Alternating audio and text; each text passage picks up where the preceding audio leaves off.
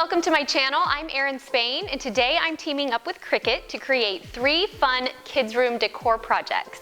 So these projects are for my son's bedroom, and I made them using my Cricut Joy machine. So I'll be sharing a lot more about that machine throughout the video. If you have any questions for me, please leave those in the comment section, and if you haven't already, please subscribe to my channel and click the bell. Let's get into it. For the first project, I started with an unfinished wooden box that I had in my craft stash that I got at the craft store. First, I stained it with special walnut stain and allowed it to dry. While my box was drying, I created my decal. I downloaded the Cricut Design Space app, and then I was able to sync the app to my machine. I could then create my design within the app, and you can upload your own design, create one from scratch, or choose from over 170,000 existing designs available within the app. I needed to make sure the dimensions would work for my machine and also fit on the front of the box. It's really easy to change the size of your decal by just clicking and dragging the corners within the app. I found this buffalo image by searching the app for geometric animals. When I was ready to cut my decal, I chose the material I was using, which was permanent smart vinyl, which does not require a mat, and then I inserted the vinyl into the machine when prompted. Then I clicked cut and let my Cricut Joy work its magic. Cricut Joy is a compact smart cutting and writing machine. It's super easy to use, it's small and easy to store, and there are so many fun things you can do with this machine. You can make cards or professional looking labels or custom decals. The possibilities are endless. When it's done cutting, you just tap unload on the app and then it will release the material. After your decal is cut, it's time to do the weeding. You just use this little weeding tool which has a little hook on the end, and you pick and peel the pieces of vinyl out that you don't want to transfer to your final project, in this case my wooden box. It's hard to see here since the vinyl is white on white, but on my third project, which you'll see later on in this video, I used colored vinyl, and so the weeding process is much easier to see because of the contrast.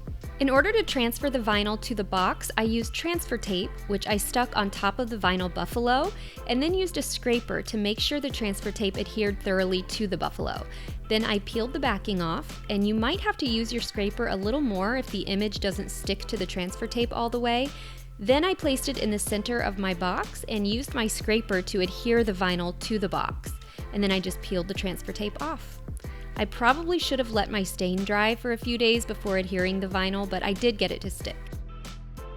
For my next project, I made this cute little succulent pot with a geometric fox on the front.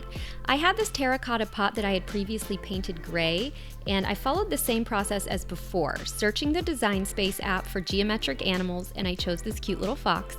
I made it about 2 inches by 3 inches and cut it using permanent smart vinyl again.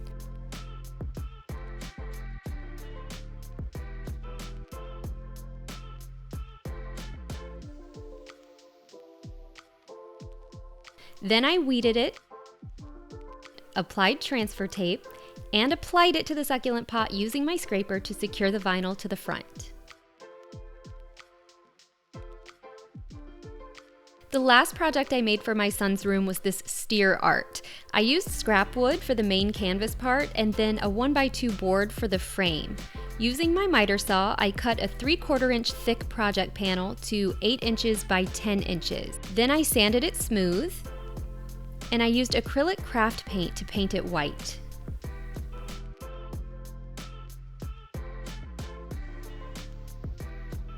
I found a steer in the Design Space app and went through the same process as before.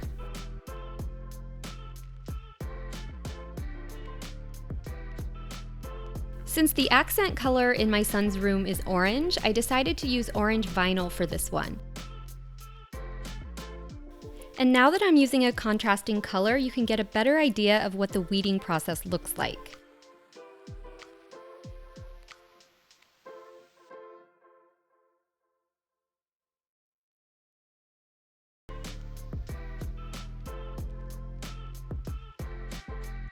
Next, I followed the same process as before, and I applied transfer tape on top of the image, and then used my scraper to make sure that the transfer tape adhered all the way to the vinyl. Then I peeled off the backing and applied my vinyl decal to the center of my wooden canvas, using my scraper to make sure it adhered all the way. Next, it was time to build my frame, and I used a 1x2 board for this. I measured my wooden canvas to make sure I had my measurements exactly right, and then I cut it to fit using my miter saw set to a 45-degree angle. I cut 2 pieces at 8 inches long each at the shortest ends with beveled ends not parallel, and then 2 pieces at 10 inches long at the shortest ends with beveled ends not parallel. Then I gave them a quick sanding. I spray painted the frame pieces gold, and then I attached them using a brad nailer. I made this exact type of frame in my abstract art video, so I will link to that for you as well. And now my son has 3 custom pieces of decor in his room. Now for the outtakes.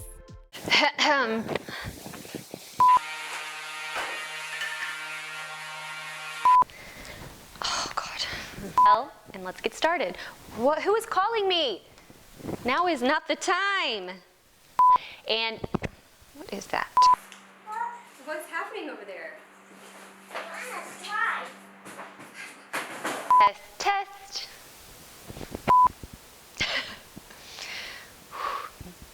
And today I'm teaming up with Cricut to bring you 3.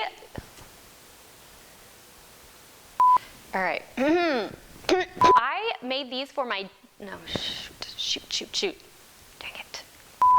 Let's try this again. Oh my gosh. Words are hard. Woo-woo! Lord. Thanks so much for watching. You can find me online at ErinSpain.com and on social media at ErinSpainBlog. In the meantime, please check out some of my other videos. Thanks.